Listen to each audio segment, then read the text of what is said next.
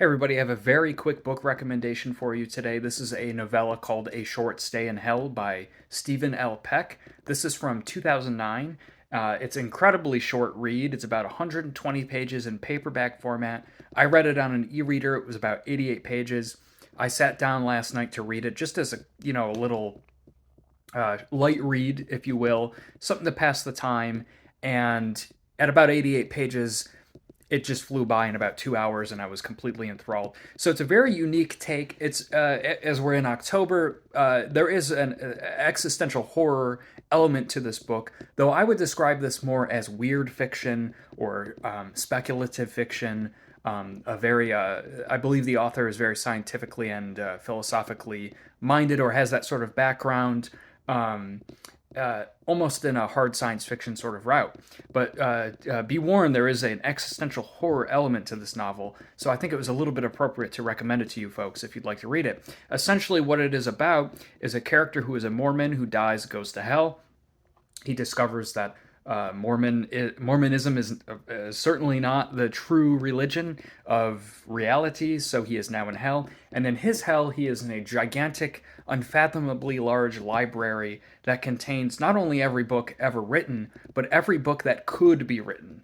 An inconceivably large amount of text to parse through. And all he has to do to leave hell, because in this world, hell is not infinite or eternal. You just need to find a book that contains your entire life story from start to finish. But being that this library can contain every possible book that can be written, at least in American English or in Latin characters, if you will, you can imagine that there are borderline inconceivable amount of books, and that this is just inconceivable how large this is. So this story chronicles him trying to find the book, basically, and it takes place over a very, very, very long period of time.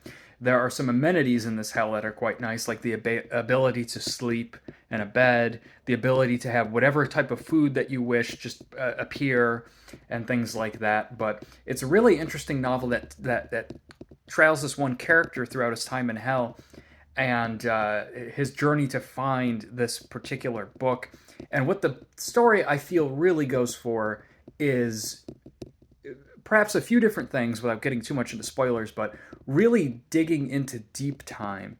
That ability, or not ability rather, but that concept of time that is just so long or such a great amount of time that we just cannot conceptualize that amount of time. And I thought that was really interesting, and that's what that just hooked me about this and why I wanted to recommend it, because I like to find fiction that is very unique and creative and that is not like an offshoot of stuff that I constantly read.